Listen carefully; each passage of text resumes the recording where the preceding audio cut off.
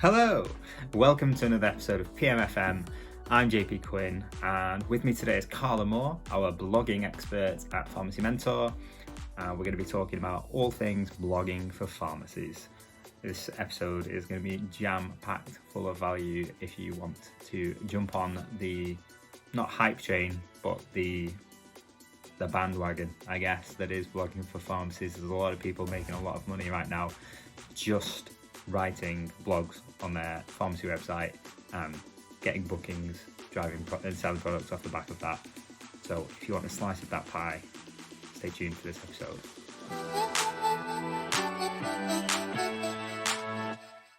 So we'll start at the very, very beginning and basic concept of what should pharmacies be blogging about?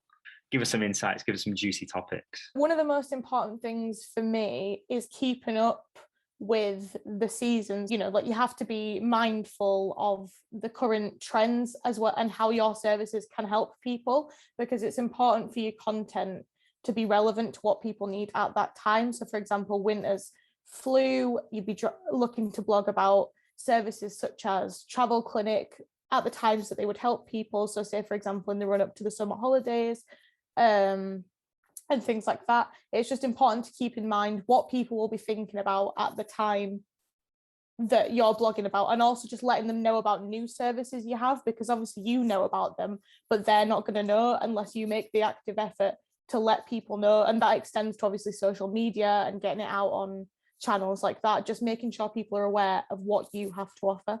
Yeah, do you think it would be a case, because I know Google sometimes takes a while to index, do you think there would be a difference between when you possibly A, plan for the blog, B, write the blog, and then C, promote the blog, like in a timeline? So I understand what you're saying. You might not promote a flu blog until September, like late September, but you might. Would you want to write it earlier than that?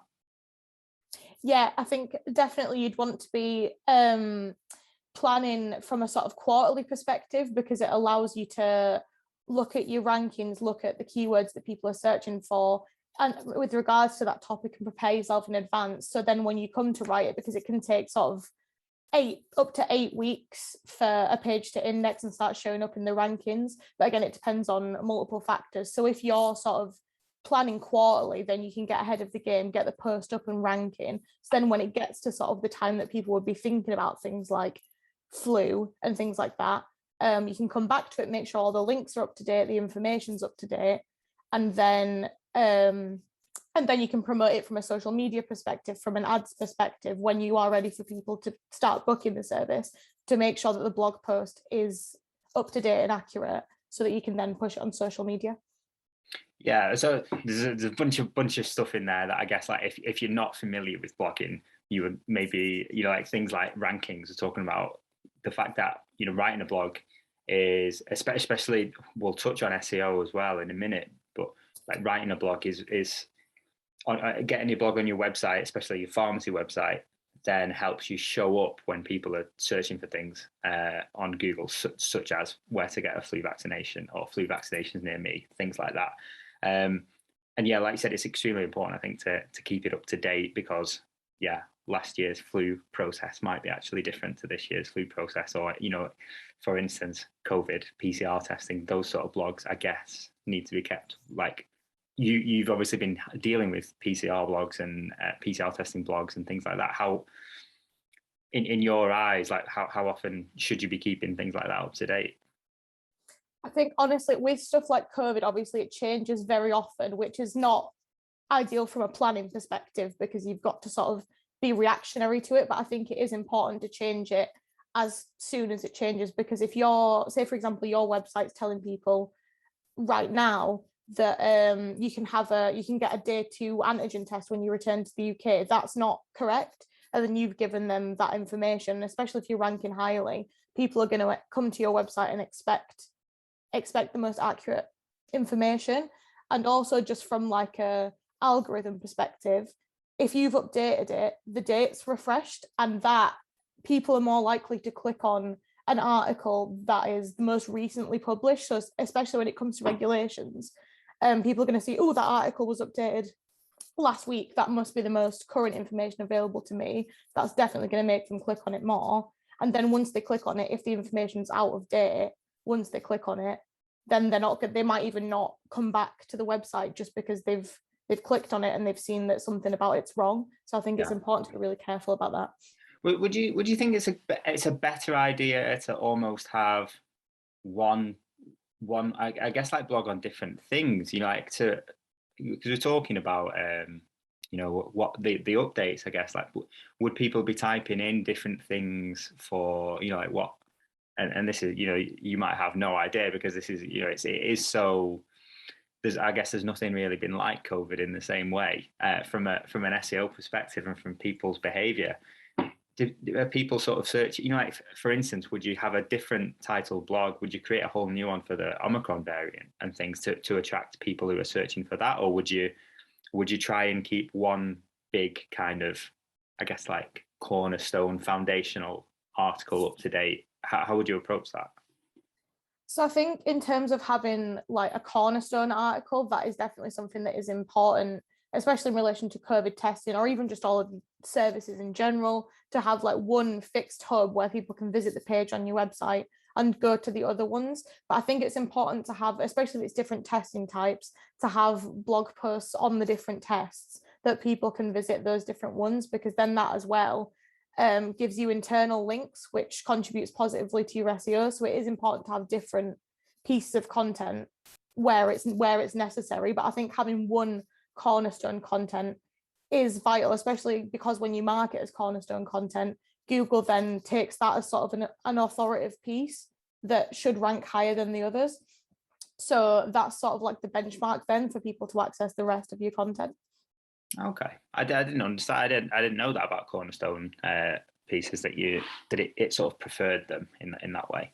That's interesting. So you've managed, I don't know how many different pharmacies over the past year, and their blogging. What have been the most successful blogs in your experience for pharmacies to do? I think, well, just based on going with the sort of seasonal trends and things, I'd say definitely things like travel clinic blog posts, PCR blog posts, obviously being the massive one just based on the trend of people needing them at this time. And then also flu, I'd say, has been massive this year. I think the PCR definitely the absolute biggest one, just because it changes all the time. It's all people are talking about, it's all people are Googling, and you've definitely seen, but in general, like I've seen an increase in the amount of traffic to websites just based on people being online that weren't online before, just out of necessity.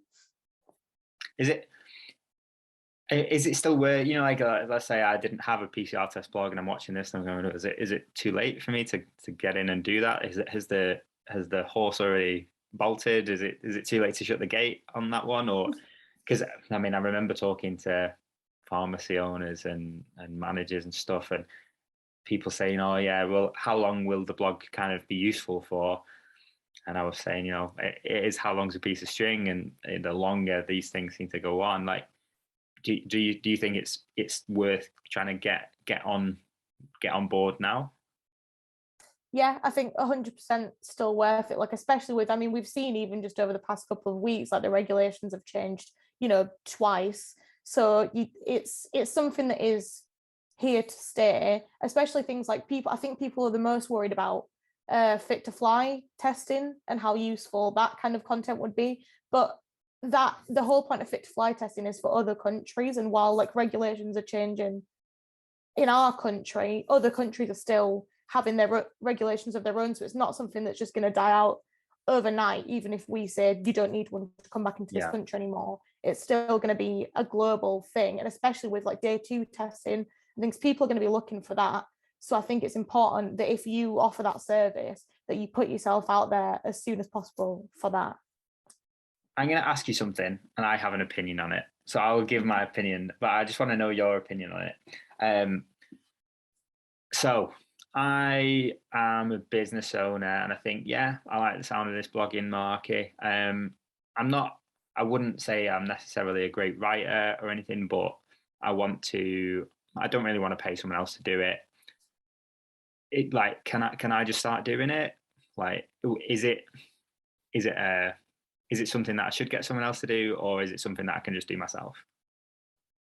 So I think I'd never say that anyone could not do it, but I think the most important factor is time and how much time you have and are willing to dedicate to it. Because, like we've sort of touched on, you can't just sort of write a blog post, leave it, and do nothing with it. I think blogging is like a whole package, it involves SEO, broader marketing, looking at the trends, keyword research. It just very much depends how much it can be learned, and you can obviously look it up, and there's guides sort of like the ones we do, like the ones other sort of SEO specialists do. Like there are guides out there where you can get the tips, but I think the most important thing is time, because you have to just keep nurturing it, looking at it, updating the post, seeing what's most current, and sort of having the time to go in and change it and react to trends. So I think the hardest thing for me is the amount of time that you're willing to sort of dedicate to it is what's going to make the difference. Yeah. I mean, I'm with you. I would go even further. I would be like, it's like you said, it takes for a good article. And I think it does make a difference if you're not a good writer or a good writer. And I don't mean that with getting your spelling mistakes right. I mean like thinking the way that you have to do to think of like the user coming on. You have to be able to like speak to them in a real voice for them to be engaged, I guess, when they come on the page.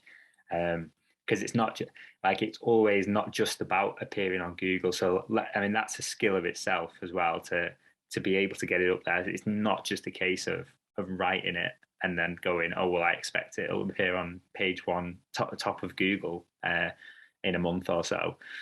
It's like you have to write it in a very it's quite a science, I guess, SEO rather than an art. Like I think it's mixing art and science in that way. That the art is to speak to the human that's visiting the page, and the science is speaking to the search engine to get it to put it up there, and all of the stuff that goes into that. So yeah, I would definitely say that for the time that it takes, like I completely agree with you. For the time it would take someone who is a business owner, and if you got nothing to do, and you say start blogging, learn how to do it. Presumably if you're a business owner, pharmacist, you've got other things to do where you can actually generate far more money than you would just spending the time to do it. You might as well just pay someone else to do that, get it done properly, and then go on with your business. But yeah, I think exactly. That you're speaking in pharmacy language with time. I think. Yeah, no, definitely. I think as well, from what you were saying about sort of the writing ability and things, I think a lot of people do approach it with quite a sort of business mindset a lot of the time. Like they just look at it and they go, right, I've got to use these keywords, I've got to do this, and I've got to like mention it this amount of times and then it will rank. But it is important, like you say, to appear like a person. Like the whole point that you write in it is, of course, to get your service noticed and to get people using it. But what you should actually be thinking about it as is, how can I solve the problem, and how can I solve it quickly and efficiently in a way that they'll see that and they'll go, right, yeah, I can book my flu jab now. Like it's about providing a solution and coming across as a person. Because if you just say like, get your flu jab here, get it now, here it is, like that, it's not gonna work as much as like, here are sort of 10 ways you can treat the flu, and having like some other bits and then being like, oh, get your flu jab as well. Like it's about the richness of the information as opposed to just putting the keyword in there. So no, I agree. Like it definitely, like it's easier to have someone else do it for you if that's not something that you're looking to sort of spend a lot of time on. If you don't like writing as well on a base level, like it's very important to have that that passion. Yeah, well, I think you're right. I think what you touched on there about how to approach it is important. Like it isn't you've got to understand that at the other end of your blog is a reader, and they've got to find it predominantly informative. Yeah, sure, but interesting enough, like engaging enough to actually get through it. Because an encyclopedia is informative, a dictionary is informative, but it's not the easiest thing to read. And that there is that Google does rank blogs on how easy something is to read. It uses AI, doesn't it, to kind of understand how easy is this going to be for people to read, and it ranks it accordingly. But I think what you kind of touched on was a really good tip, I guess, and it's how we generally tell people to talk on social media or talk when they're recording videos is, how would you ask this question? Like someone's asked the question on Google, presumably, like, where can I get my flu vaccine? Like, talk to them as though you're talking to them in a pharmacy. If someone came in with that question and said, like, oh, what can I do if I've got the flu? What sort of what's the best kind of treatment? Approach that question like you would in the pharmacy, and I think that's a generally pretty good rule of thumb to go with.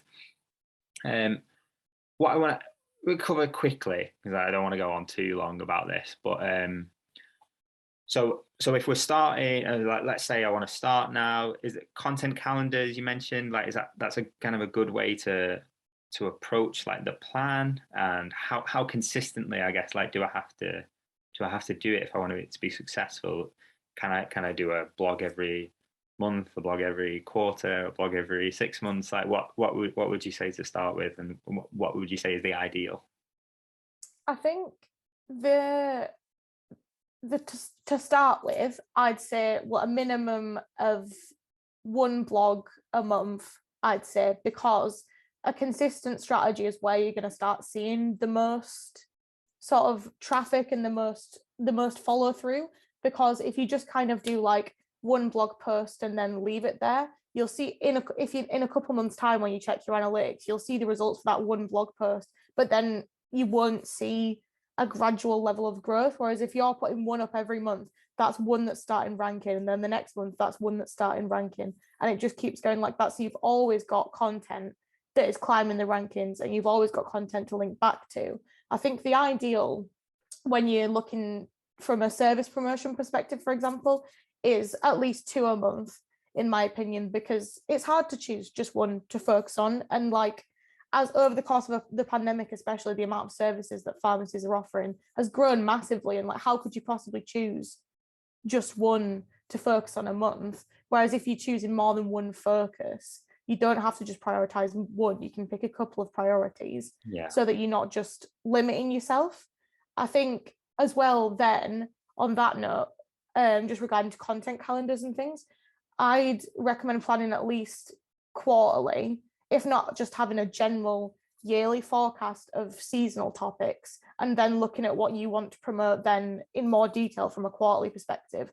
Just because then the seasonal topics are going to guide you, but then obviously what's going to make, you might not be able to think of a service you're going to promote in March, in sort of like March a year ago, like, so if you have the general seasonal topics, you can then go into that in more detail, and say if it gets to December and you're like, right, well, I want to push contraception, then you can do that. You can plan that in, and you've done it far enough in advance that you can schedule that in and change it if you have other priorities. So I think definitely quarterly is the way.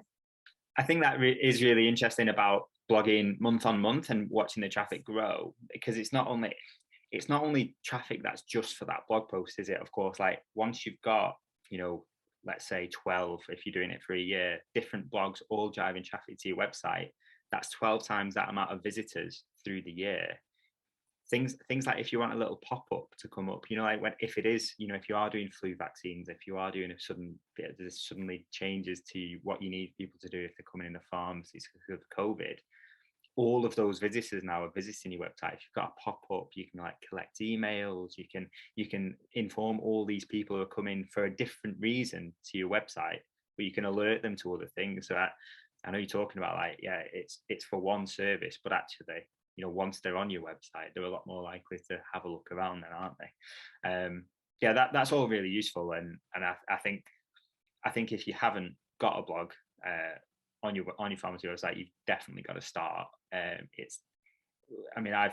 talked about it for months and months on our blogs. Sam did a talk about it at the pharmacy show. Like, if you're gonna kind of miss it, because people who get in early are gonna hit the top of Google. It's a really non-populated space, Google, right now, if you're a pharmacy. You need to get that content out there, and give it 6 months and you'll be able to see the statistics. We've got case studies on our website. Like, you'll see the statistics of what it can do for your visitors to your website, and how that then converts into revenue essentially at the bottom line. So yeah, if you haven't got started yet, use this episode, watch it back, understand what it is you have to do, and get started. If you need help, obviously we can help with that, but you like you said, you can do it on your own if you want, but you can read around the subject. We'll sort you out if you need help. Thanks everyone for watching. If you're still here at the end of this long video, thank you very much. Don't forget to like the video if you did like the video, and subscribe if you'd like to see more content around pharmacies marketing. Thank you very much, Carla. That was absolutely amazing, all that information. You're a star.